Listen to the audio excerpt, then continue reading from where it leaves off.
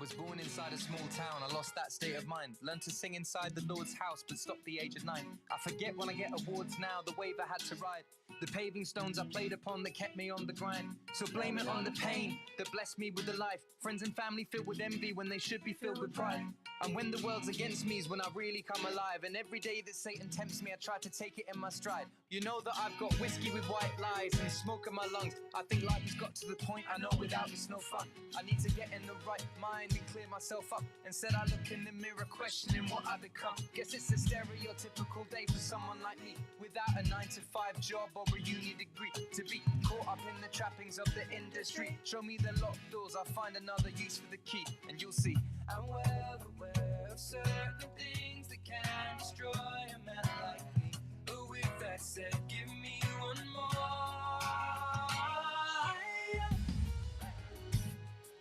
Another one to take the sting away.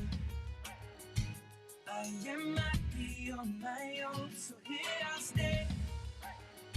Save your love enough for rainy day.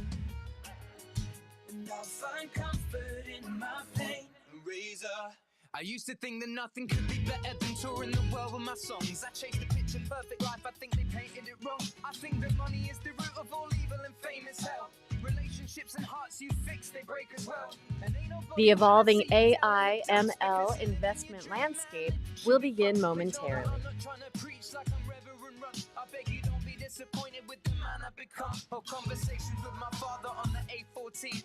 Age 12 telling me I've got to chase those dreams. Now I'm playing for the people, dad, and they know me. With my beating small guitar, wearing the same old jeans. Wembley Stadium crowd, 240,000. I may have grown up, but I hope that Damien's proud. Until the next generation, inspiration's allowed. The world may be filled with hate, but keep erasing it now. Somehow, I'm well aware of certain things that will befall a man like me. But with that said, give me one more. Another one to take the sting away. Oh, I am happy on my own, so here I'll stay. Save your love and arms for a rainy day. And I'll find comfort in my pain. Razor. And I'll find comfort in my pain. Razor. And I'll find comfort in my pain. Razor. Welcome to the new show.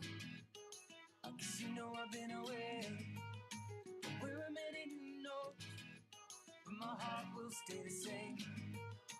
Welcome to the new show. Cause you know I've been away. We're a minute who knows. My pain eraser. And I'll find comfort in my pain eraser. And I'll find comfort in my pain eraser. And I'll find comfort in my pain eraser. And I'll find comfort in my pain eraser. Did a full 180, crazy, thinking about the way I was. Did the heartbreak change me? Maybe, but look at where I ended up. I'm all good already, so moved on. It's scary, I'm not where you left me at all. So, if you don't wanna see me dancing with somebody, if you wanna believe that anything could stop me, don't show up, don't come out, don't start caring about me now. Walk away, you know how. Don't start caring about me now. Aren't you the guy who tried to hurt me with The evolving AI ML investment landscape will begin momentarily. survive you? I'm better on the other side. I'm all good already, so moved on. It's scary, I'm not where you left me at all. So, if you don't wanna see me dancing with somebody,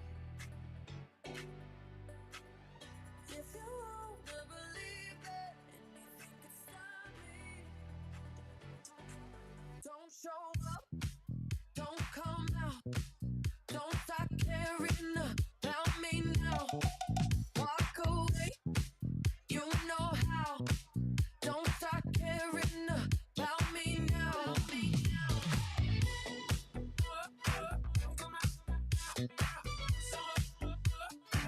Don't stop now. I'm not where you left me at all. So if you don't wanna see me dancing with somebody, if you wanna believe that anything could stop me, don't show up, don't show up, don't come out, don't come out, don't stop caring about me now, walk away, you know how, don't stop caring about me now.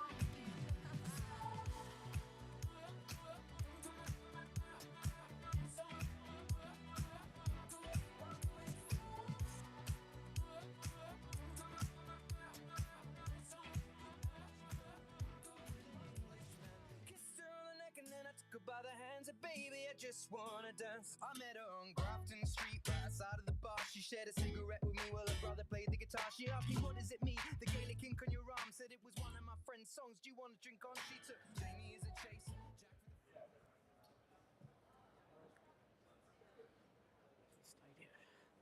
Hello, and welcome to the panel today on the evolving investment landscape for artificial intelligence and machine learning technologies.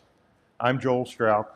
I'm an investment banker with DC Advisory covering the infrastructure software sector. And I'd like to just thank my colleague Chris Heeb, who's also at DC Advisory covering customer interaction management, who was instrumental in pulling together this panel. So thanks, Chris. DC Advisory is a proud sponsor of the Montgomery Summit, and we have been for 10 years, and we're really happy to be back. Today we have 4 panelists with us who will give us sort of an insider perspective on some of the changes in the AI and ML landscape and how they're navigating them. Today we have with us Ryohei Fujimaki, who is the founder and CEO of Data, Dimitris Vassos, who is the CEO and founding partner of Amelia. Hi. Prashant Warrior, who's the CEO of Cure AI, Hello. and Gaurav Mittal from THL, who's the managing director. So today what we like to do with the panelists is get through a little bit of the increase in noise that we've seen around AI and ML and get a different perspective, a perspective from actual participants in the market on what are the substantive changes that are taking place and how is it impacting this sector from an investment perspective in particular. We're going to go and ask them some specific questions, but I think why don't we start by getting to know the panelists a little better. I'm going to ask each of you to please just do a quick overview of yourself and your firm so people understand where you are in the market. Ryohei. Sure. Good afternoon, everyone. This is Ryohei Fujimaki. I'm founder and CEO of Data. So Data, we were founded in 2018, and then today we are at Series B, raised about $75 million last year.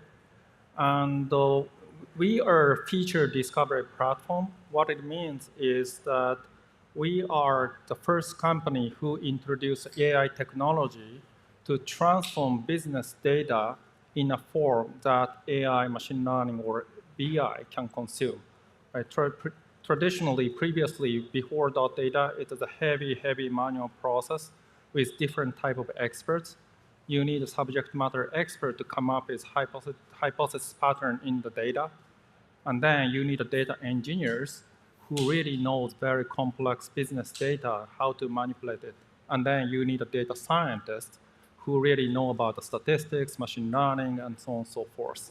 And this manual process, so complex, time-consuming, costly, and we have a very strong automation technology that AI explores hundreds, thousands, or even sometimes millions of hypothesis patterns in an hour.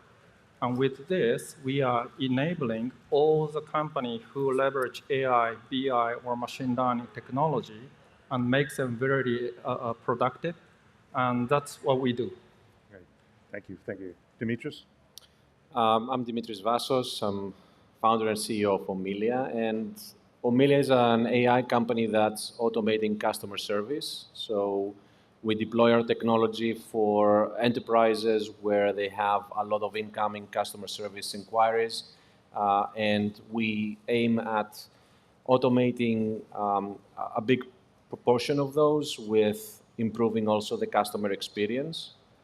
We've been around for quite some time. We're not a startup. I personally started in this sector 20 years ago, so I've seen how AI and machine learning has impacted my sector, but also in general the enterprise software market. We started out in 2002 from the contact center market, and today we are one of the few companies in the world where we can automate customer service using the voice channel, but also textual channels, but especially around the voice channel.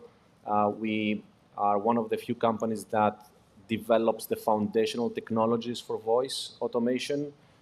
Technologies such as speech-to-text, text-to-speech, voice biometric authentication, which allow us to be very efficient and very effective in recognizing what customers are asking for, being able to authenticate their identity in the contact center, and consequently to fulfill their requests.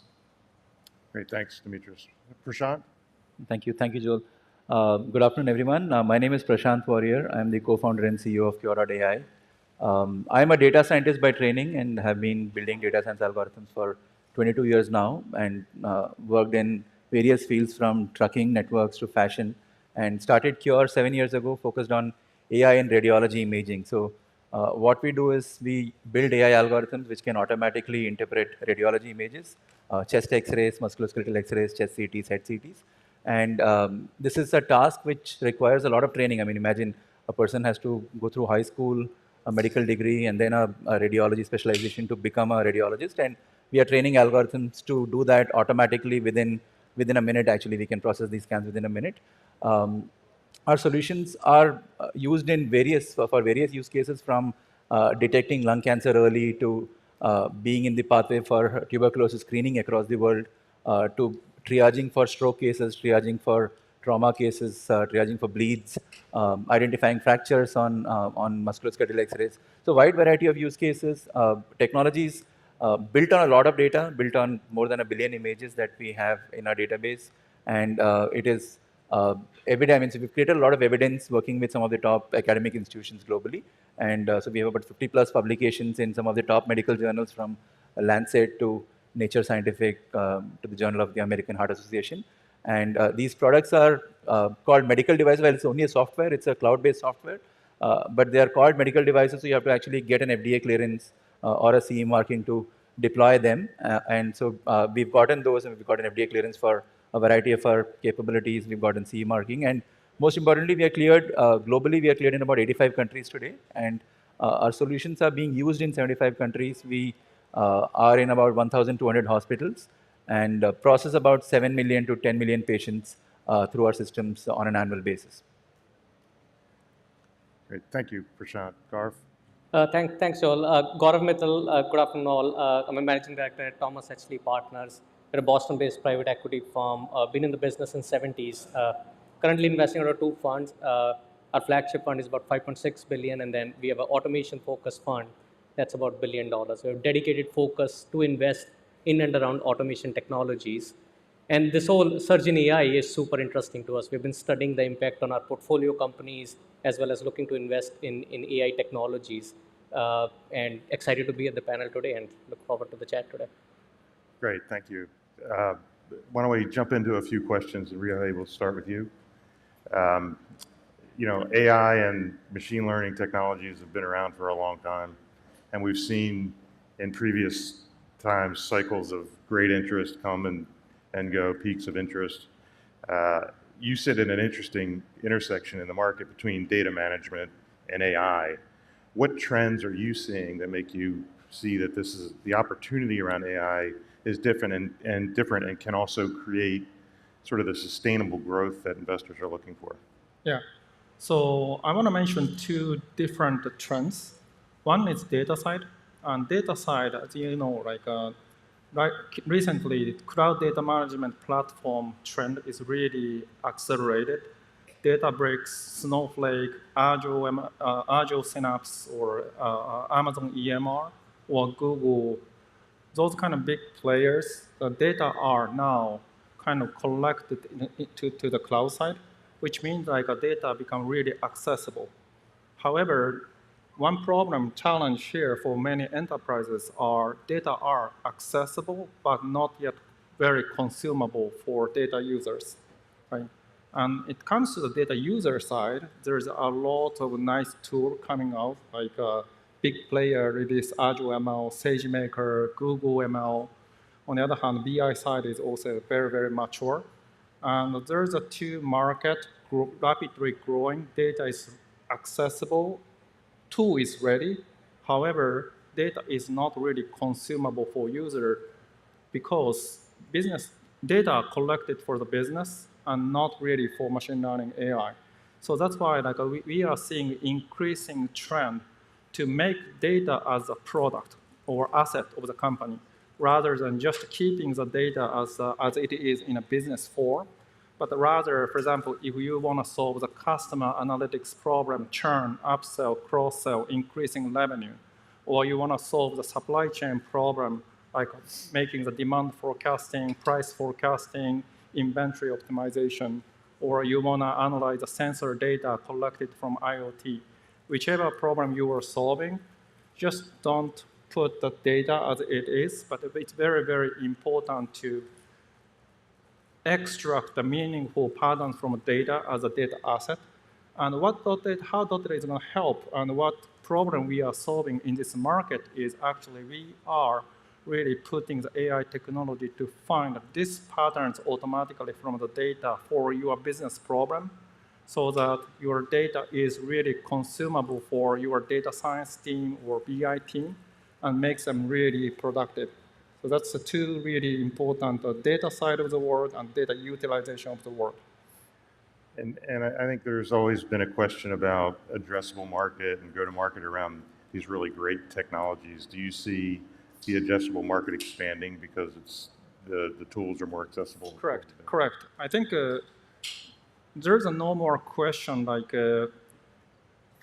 maybe 5 years ago or 10 years ago, people were talking how to build a single AI machine learning model, how to visualize data into the dashboard. Today, I think the question is, how can you create hundreds of AI models in a short period of time? Right? Because you have to embed many advanced models behind your business system. And these kind of models are going to drive your business stream. Gotcha. Right? So to do that, it's too time consuming and too slow to rely on the all manual effort by expert I mentioned, like a domain expert, data expert, and data scientist. So our type of automation tool, is going to play an important role to accelerate this, momentum. Gotcha. Great. Thanks. Very interesting. And Dimitris, you successfully raised capital in 2020, which was a little bit different environment today. Yeah. What changes have you observed in sort of how the space is perceived, and how do you think that will impact investor appetite? Well, certainly back in 2020, the market that today we're in did not exist as a name. So conversational AI did not exist. It came to be basically last year through Gartner and IDC and analysts bringing together the different companies that are operating in this field and doing an analysis and creating the market. Up until that point, I think AI was a technology. Now AI is defining what you do, right? So you heard me introduce Omilia as an AI company operating in customer service, right? Previously, we would say we are a customer service company using AI technology.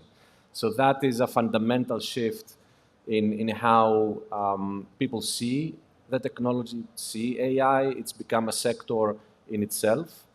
And there's other tailwinds, I think, that companies like Omilia have been riding over the course of the last few years, which are contributing to a huge acceleration in the market in enterprises taking up this technology.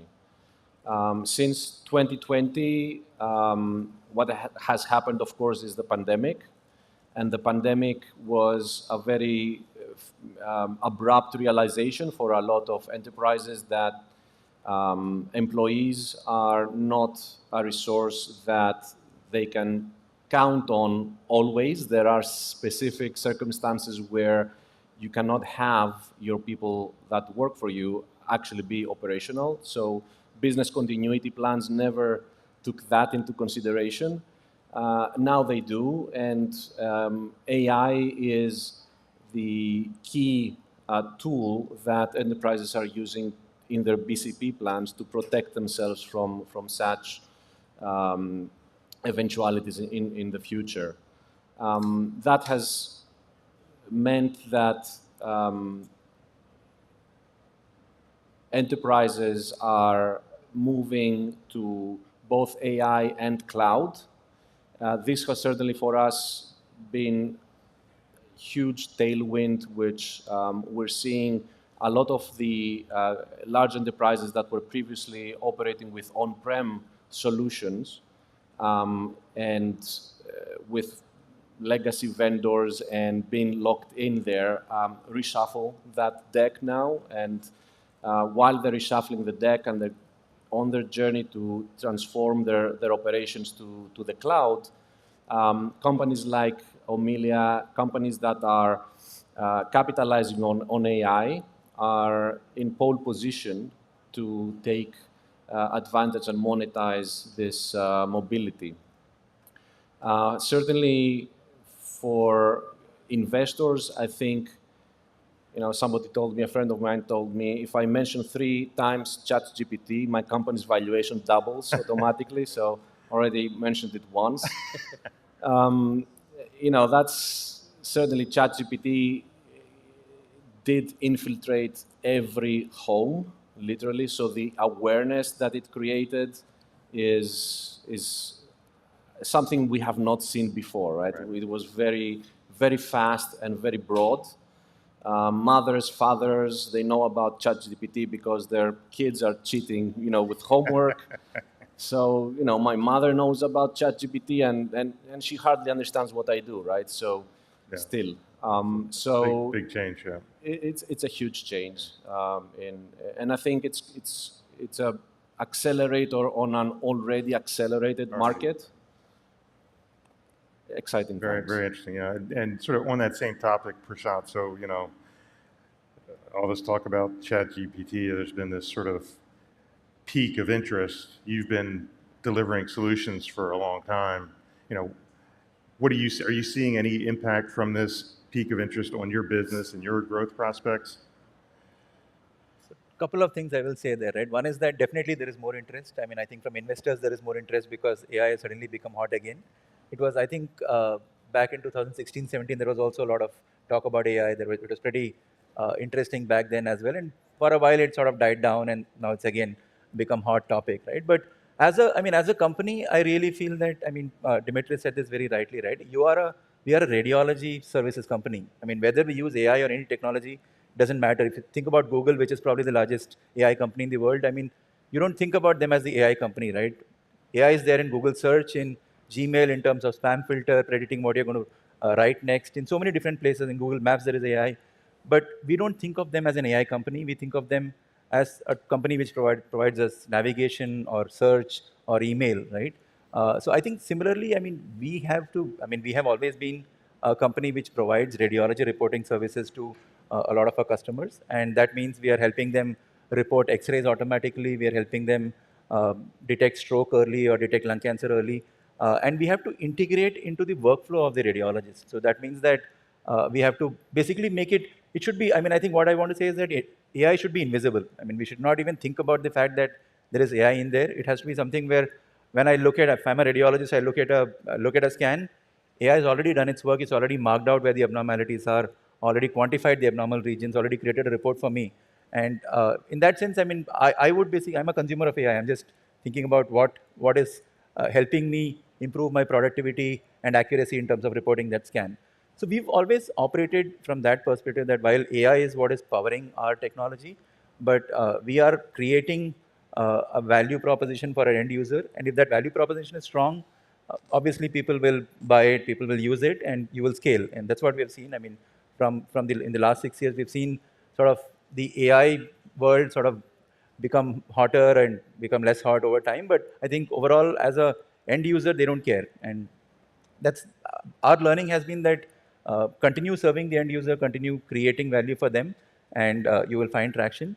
And I mean, the other thing which I wanted to talk about, second thing which I said is that it's a, I mean, I've seen like a lot of companies who are doing even simple models, branding as .ai and rebranding themselves, right? And that, I mean, I think there is definitely value in doing that because I feel a lot of, I mean, that sort of market is gaining more traction today. I mean, with ChatGPT becoming so popular and everybody knowing about, hearing about ChatGPT and using ChatGPT. So I think there is a lot of traction there. But yeah, I mean, I think end user, you have to create value for the end user. Great, thank you. And Gaurav, I'm sure everybody's waiting to hear the investor perspective on the space. So where are you finding attractive opportunities sort of vertically and horizontally? And are there other signals that you're picking up where you can see AI adoption is actually, happening, maybe with your portfolio companies or elsewhere? Yeah, I can go on for hours on the topic, but I'll try to be crisp. I was thinking about how to sort of best phrase it. I'm sure all of you have seen data is the new oil or data is the new gold. I think what excites us is like AI technology is built on top of data over the last, and I think this phrase was coined back in 2006. So since then, I think a lot of technology evolution is happening. And what is exciting for us is investing in picks and shovels that enable AI, that enable sort of optimizing data, making some sense of the data, predictive, prescriptive around it. So regardless of whether it's a horizontal technology or a vertical technology, we find it exciting. Where we are probably spending less time on our sort of broad-based models like ChatGPT, right? Because those tend to be pretty expensive. I think some of the large, very, very big corporations are behind it. So maybe not the best fit for us where we play. But anything within horizontal ecosystem, which is broad solution, but targeting specific verticals or defining a go-to-market around specific verticals is super interesting for us. And we see a lot of opportunities within that. And then vertical point specific solutions. We think there's a specific domain knowledge which gets embedded behind these. And there's a lot of value, like what Prashant is doing or what even .data is doing, the specific domain knowledge which is embedded within those solutions. And we find those very interesting. And we think there are a lot of opportunities within that. Now, as an investor or as a firm, we invest in healthcare, we invest in financial technology, a lot of interesting things happening around AI within those. And then I sit within a technology practice. So within that, we invest in things like manufacturing optimization, supply chain optimization. Again, a lot of value being created by AI in and around those ecosystems. I'll give you a couple of examples. We're invested in a company called Right Hand Robotics that uses, it's a piece-picking robotic technology business, uses AI software and then sort of robotic technology and machine vision to enable fulfillment centers. We're also invested in a content ratings and review platform called Bazaar Voice. So we use AI to manage content, to deliver bespoke content and curated content to our customers through that. So lots of applications that we think it's a super exciting field and a lot for us to look forward to in the coming years. And are you picking up any signals beyond, I mean, you're looking at the market, you're looking at a lot of opportunities, but are you seeing any signals where the rate of adoption or the way companies are using AI is changing, maybe with your portfolio companies or? Yes and no. I think that the encouragement or the surge is interesting because everyone is suddenly now talking about it. But as I said at the outset, our portfolio companies have been developing these technologies, these products for many, many, many years. Now, I think the recent surge is helping us with our go-to-market because I think some of my fellow panelists mentioned, like rather than saying we are a sort of a customer experience company using AI, we are an AI company using customer experience. So I think that is helping with some of the value sell, some of the upsell with the customers, but it's not like it's a new product altogether. Now there are new technologies like generative AI. We are seeing like how can that be embedded within some of our own core products. We just have a little bit of time left. And I think when you see the market data that's been coming out on AI and ML spending, it's a large number and it's accelerating. You know, I think I've seen a couple of charts where the growth rate is actually expected to increase over the next couple of years. Maybe just real briefly, are you, each one of you, seeing that in your business? Are you seeing an acceleration in growth, or is it, I mean, beyond this hype in terms of spending? Yeah, I think so. Like, there's a new technology coming out, and then even we say AI, machine learning, or data side, you know, we are seeing accelerating investment in this area. But I think under this economic situation, people need to really think like how we do more with less resource. So those kind of efficiency side of the conversation is getting more important in even AI, machine learning type of space as far as I observe. How about you, Demetrius? You know. Absolutely, yeah. We're seeing that. I mean, the acceleration translates into numbers. We see a lot of enterprises approach us with the mandate, we need to do AI, right? So there's also these customers that just do it because they need to. But it's also, I think, a fundamentally cost-saving project. So people are now realizing that they can have the cost savings that AI provides without sacrificing customer experience. And ChatGPT, second time I mentioned it, has helped a lot in that respect, because previously there was a little bit of skepticism about AI. Will it work? Do I really want to trust my customer experience to the AI? Do these things really work? And a lot of that hesitation and skepticism has now gone away. We see customers being a lot more bullish in deploying this technology in their contact centers. Yeah, and I think with Prashant, I think you've said already, you're not really, the trends affecting your business are different than sort of the broad AI trends. Are you seeing greater acceptance for your approach or anything else along those lines? I think we are seeing acceptance because we have showcased the value of the solution in terms of improving quality of care, improving productivity, helping patients get diagnosed faster, or generating more revenue for the hospital, right? So if you find those value propositions for the end user, then they will adopt. We've not necessarily seen that people just buy us because we are AI. I mean, right. Yeah. Gotcha. Maybe we'll wrap with you, I'll- Gaurav. I mean, are you seeing better? Are you seeing yeah. more opportunities that kind of fit the mold, or is it still too early? I'll make 2 points to wrap it up. One, I think I may have mentioned, I think AI is a foundational technology. So it's, as I said, it's been there for a while. We now have packaged it, given it a proper name. And as a result, I don't think it's similar to any other hype cycles. I think it's been evolving. It's been getting embedded. Like Prashant has been doing it for what, 10 years, right? So it's been there. So I think that gives us as investors comfort that we're not just investing in a hype cycle around that. On the flip side, I think there's so much happening. It's going to be interesting to see how customers adopt it. How do you train your customers to actually, it's one thing to say, oh, here's the data. So what? I think having some of the products and technologies that can help you understand the so what behind it is going to be fundamental for the adoption of these tools and technologies. Great. It's very interesting, and you all have really fascinating companies, and congratulations to what you've all been able to achieve so far. Thank you very much for participating today. That'll be a wrap for us. Thank you for being here, and I hope you enjoy the rest of the summit. You've been missing me. You've been telling people things you shouldn't be. Like when we creep out, 'cause she ain't around. Haven't you heard the rumors? Bless your soul, you got your head in the clouds. You made a fool out of me, and boy, you're bringing me down. You made my heart melt, and I'm cold to the core. But rumor has it I'm